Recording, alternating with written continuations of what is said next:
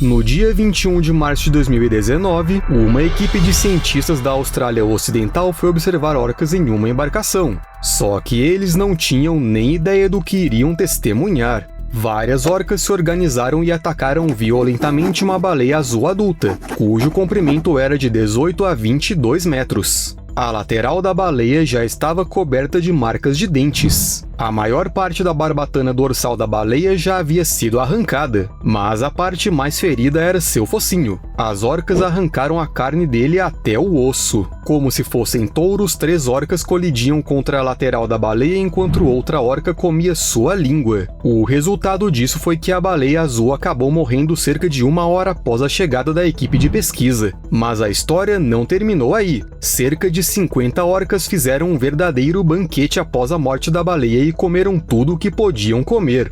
Segundo os pesquisadores, este não foi o primeiro ataque dessas orcas a uma baleia azul. E também não foi o último. Foi dessa maneira que o grupo matou um filhote de baleia azul em 2019 e uma jovem baleia azul em 2021. Mas uma coisa é matar um filhote ou um exemplar jovem. Outra coisa é matar um animal adulto. Esta não é uma tarefa fácil. Uma baleia azul adulta é um adversário grande e forte, e é preciso muita energia, força e resistência para matá-la. A única maneira das orcas fazerem isso é se unindo e agindo juntas, e elas sabem muito bem disso. Uma baleia azul é grande o suficiente para que todas as orcas de um bando possam comer bem. Então, por que não planejar um ataque? As orcas são muito boas em trabalho em equipe.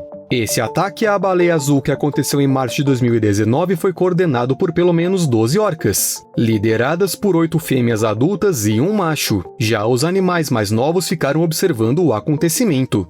Um detalhe curioso é que foram as fêmeas adultas que lideraram o ataque. E isso não foi por acaso. São justamente as fêmeas que são consideradas predadoras mais ferozes e agressivas. Isso é algo que os cientistas descobriram não faz muito tempo. Antes, supunha-se que a participação de machos adultos era necessária para um ataque bem-sucedido de orcas contra baleias azuis.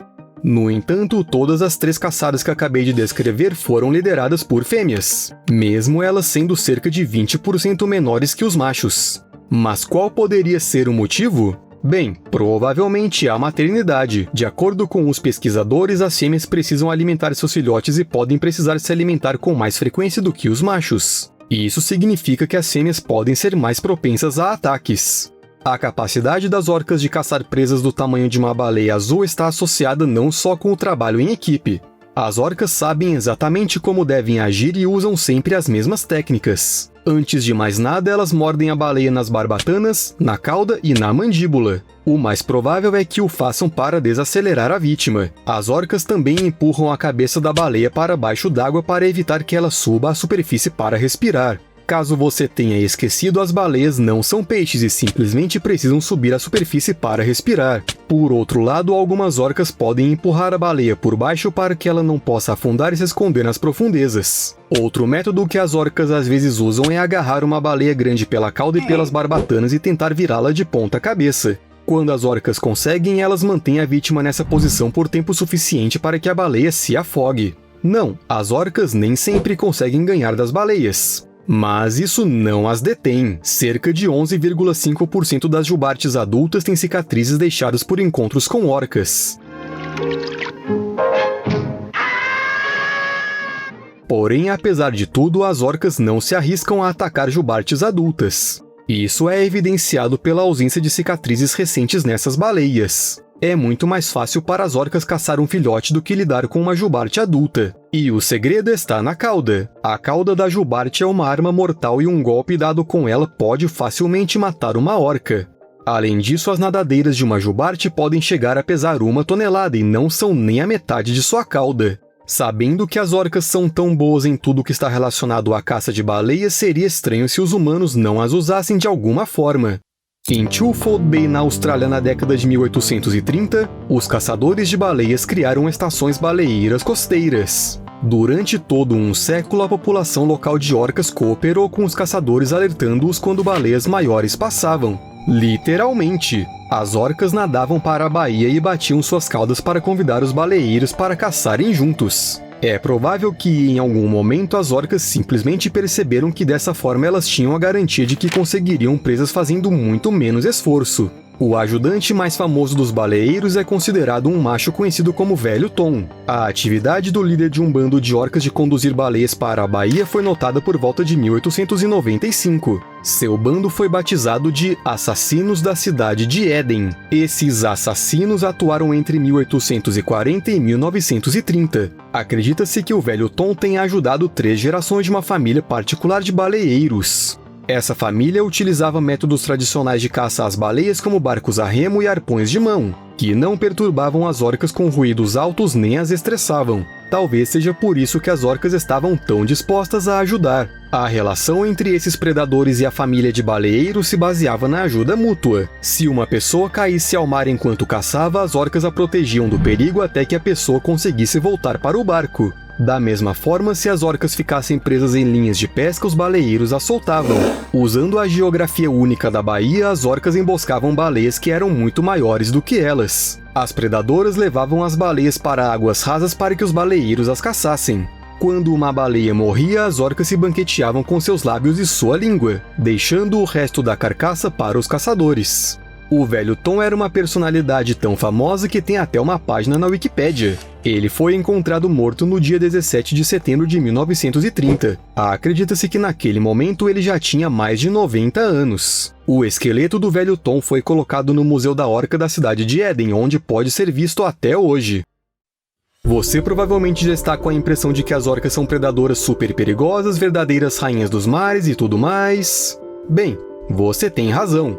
Elas são tão predadoras que os humanos começaram a usar as orcas até como espantalhos. Autoridades da cidade pesqueira de Astoria, no estado do Oregon, colocaram na água uma falsa orca motorizada em 2015 na tentativa de afugentar leões marinhos. Centenas desses animais invadiram o porto da cidade. Embora isso costumasse acontecer no inverno, os leões marinhos decidiram ficar no porto para sempre. Era preciso se livrar deles, mas a cidade simplesmente não tinha dinheiro suficiente para construir uma barreira ou algo do tipo.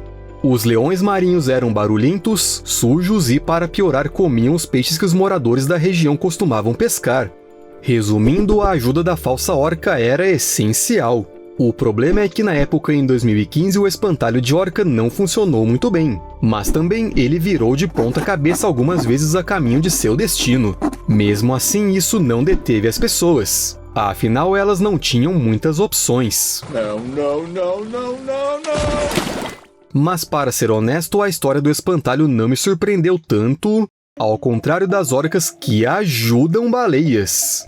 No dia 10 de janeiro de 2022, o site Whale Watch Western Australia informou sobre um acontecimento muito estranho.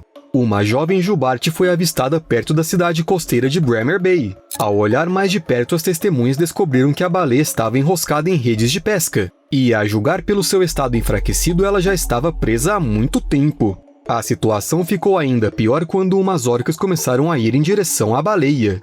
Afinal, uma baleia jovem e indefesa é uma vítima perfeita. Mas em vez de devorar sua presa em potencial, as orcas arrancaram a maior parte da rede da jubarte e depois foram embora. Elas simplesmente foram embora, deixando os perplexos espectadores se perguntando se elas fizeram isso de propósito ou sem querer.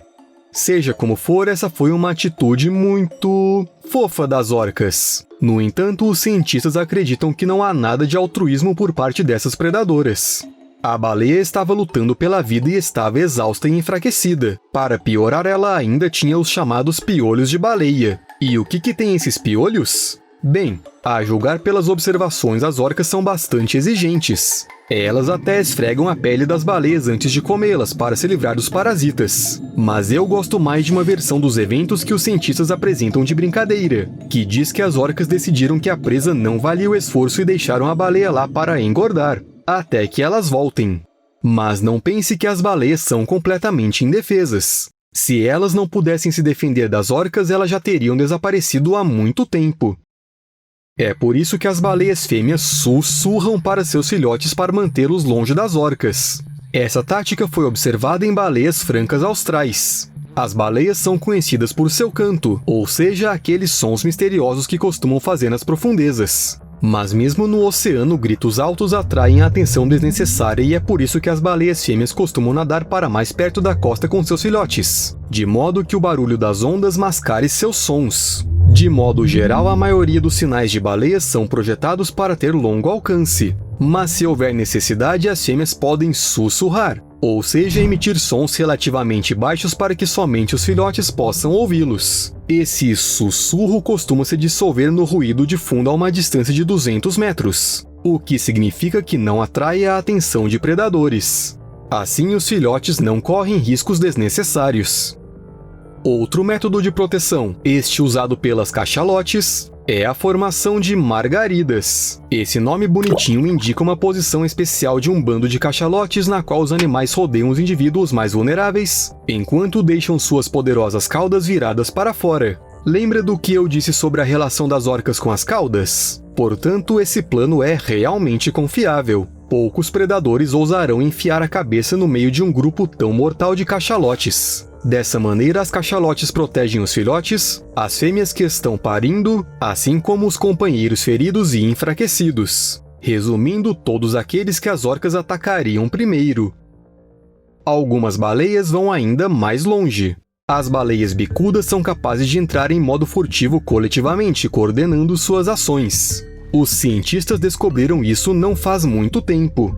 As baleias bicudas usam a ecolocalização para encontrar suas presas. Uma estratégia de caça perfeitamente normal e funcional, mas com um efeito colateral desagradável. A ecolocalização revela a presença dessas baleias para as orcas, que adoram devorá-las. Portanto, as baleias bicudas foram obrigadas a elaborar uma tática. É eficaz, mas consome bastante energia. Elas mergulham em sincronia e emergem também em sincronia, de maneira silenciosa e absolutamente imprevisível. Os cientistas descobriram isso por acaso. Ao contrário de outras baleias, as baleias bicudas mergulham de uma forma que parecia sem sentido. Elas afundam silenciosamente e somente quando alcançam uma grande profundidade, onde as orcas definitivamente não chegam, é que começam a caçar. Isso dura cerca de 1 hora e depois as baleias emergem silenciosamente. Elas não o fazem em algum lugar próximo, mas a uma distância de cerca de 1 quilômetro do local onde emitiram sons pela última vez. Dessa forma, as orcas não conseguem rastrear as baleias bicudas. Bem, ou pelo menos têm um pouco mais de dificuldade em fazê-lo. No entanto, essa tática de sobrevivência tem um custo. Os pesquisadores calcularam que esses mergulhos de caça profundos, que duram bastante tempo, reduzem o tempo de busca por comida em mais de 35%. Mas nesse caso, elas precisam escolher, ou comem bastante ou são devoradas.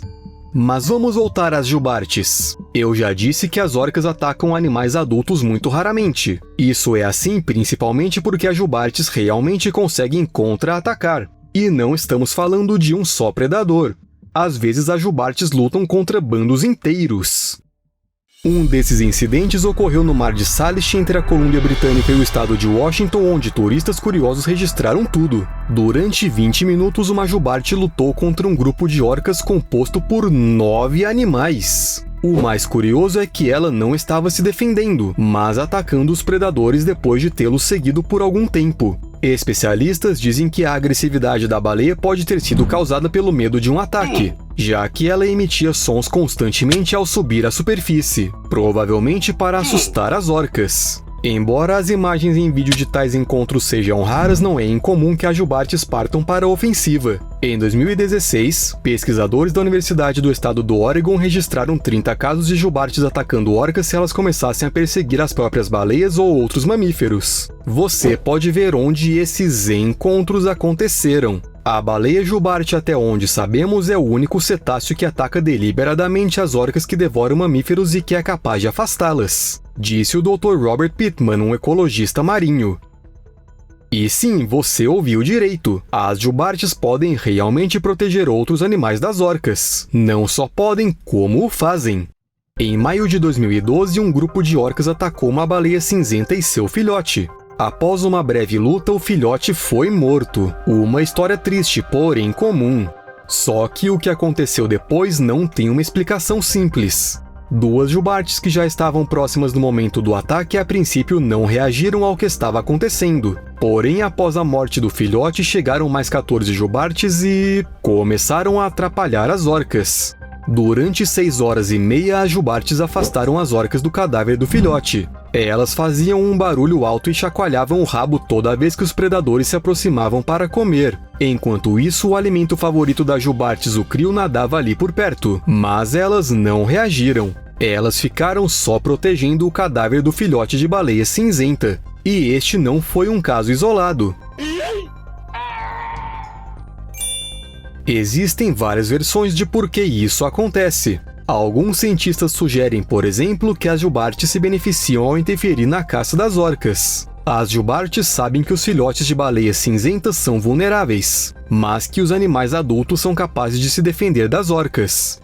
Portanto, as jubartes ajudam os filhotes a superar o difícil período da juventude, para que mais tarde haja mais baleias adultas. Segundo outra versão, para as jubartes isso é algo pessoal. Como eu já disse, muitas delas têm cicatrizes deixadas por ataques de orcas. Talvez seja uma questão de ressentimento. E isso explica por que as jubartes protegem as focas, os leões marinhos e as toninhas das orcas. Até o peixe-lua está sob seus cuidados, embora isso não faça nenhum sentido. Ele nem é um mamífero. Talvez seja tudo uma questão de altruísmo. Afinal, as baleias são espertas o suficiente para simplesmente querer ajudar alguém. Porém, há outra teoria que é em parte oposta a esta. Para as jubartes, o barulho que as orcas produzem durante a caça é igual a uma ameaça para sua própria prole. Elas são, por assim dizer, programadas para responder justamente a esses sons e pouco importa contra quem é dirigida a agressão das orcas. Além disso, os cientistas que defendem esta versão enfatizam outra coisa importante. As jubartes não querem ajudar outro animal a sobreviver, elas querem é impedir que a orca mate. Porque, no fim das contas, ela também pode matar seu filhote. Ou seja, é tudo muito confuso. Seja como for, parece que os encontros agressivos entre orcas e jubartes estão aumentando. No final de setembro de 2022, perto da fronteira entre os Estados Unidos e Canadá, houve uma verdadeira pancadaria entre esses animais marinhos. Mais de uma dúzia de orcas agressivas contra um par de jubartes na defensiva. O intenso confronto, que durou várias horas, incluiu lutas, caudas chacoalhando, mordidas em nadadeiras e ruídos altos que podiam ser ouvidos acima da superfície.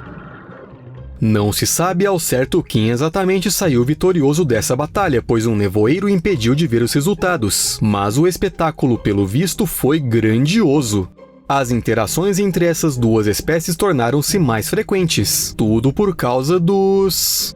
Não, por incrível que pareça, a atividade humana não tem nada a ver com isso. Não tornamos orcas ou jubartes mais agressivas, nem as forçamos a competir por presas para sobreviver em um mundo em constante mudança. As brigas entre essas baleias e as orcas ocorrem porque a população de jubartes se recuperou recentemente de um declínio acentuado. A caça às baleias costumava afetar esses animais, mas agora eles estão prontos para correr para a batalha. Como você já deve ter entendido, as orcas podem atacar uma variedade de presas, mas recentemente encontram cada vez mais jubartes e baleias azuis. Como eu acabei de dizer, o oceano está se recuperando de séculos de caça às baleias. E as orcas estão voltando àquela dieta que tinham antes dos humanos pescarem e matarem uma grande parte do seu alimento. Só que o confronto entre baleias e orcas não começou ontem. Elas estão em guerra desde os tempos antigos. A intervenção dos baleeiros só deu às orcas uma ligeira vantagem. Se bem que... a antiguidade de sua guerra é uma questão bastante controversa. E agora vou tentar explicar o porquê. Os cientistas estudam as orcas há muito tempo porque essas predadoras são particularmente interessantes. Elas são inteligentes e capazes de trabalhar juntas para caçar baleias gigantes. O que os humanos ainda não conseguem entender é como e quando esse comportamento se desenvolveu. Existem tão poucos fósseis de ancestrais de orcas que é como se eles não tivessem existido. Mas os dados que os cientistas possuem os levaram a conclusões inesperadas. Ao que tudo indica, nenhuma das espécies dos avós e avós das orcas contemporâneas caçava presas muito grandes. As orcas antigas preferiam peixes médios a grandes e certamente não comiam as gigantes baleias azuis. Acredita-se que os ancestrais das orcas desenvolveram a habilidade de caçar outros mamíferos marinhos bem tarde. Isso aconteceu durante o período do Pleistoceno, de 2,5 milhões a 11.700 anos atrás. Isto é, antes disso as orcas e as outras baleias antigas viviam em paz. Mas e daí? Elas viviam em paz, o que há de interessante nisso? O que acontece é que antes os cientistas tinham uma teoria completamente diferente. Os resultados do novo estudo que acabei de mencionar contradizem a difundida teoria de que foram as orcas que fizeram com que as baleias se tornassem baleias. Supostamente as baleias azuis e as jubartes foram simplesmente obrigadas a desenvolver corpos enormes, a fim de se protegerem dos ataques de alguma forma. Mas segundo a nova teoria, as baleias se tornaram enormes muito antes das orcas começarem a se alimentar delas. E por algum motivo completamente diferente. Pode ser que você tenha uma pergunta completamente razoável. Se as orcas são predadoras tão fortes que se juntam umas às outras ou até mesmo aos humanos para matar e comer baleias, será que devemos nos preocupar com as baleias? Afinal, somente as jubartes são capazes de contra-atacar e mesmo assim só na idade adulta. É uma porcentagem muito pequena. Será que é hora de entrar em pânico? Bem, vou tentar tranquilizar você, mas só dará certo se você se importar mais com as outras baleias do que com as orcas. Vamos lá, de acordo com um estudo publicado na revista Science no dia 28 de setembro de 2018, mais da metade da população de orcas do mundo pode enfrentar a extinção em 30 a 50 anos. Adivinhe de quem é a culpa?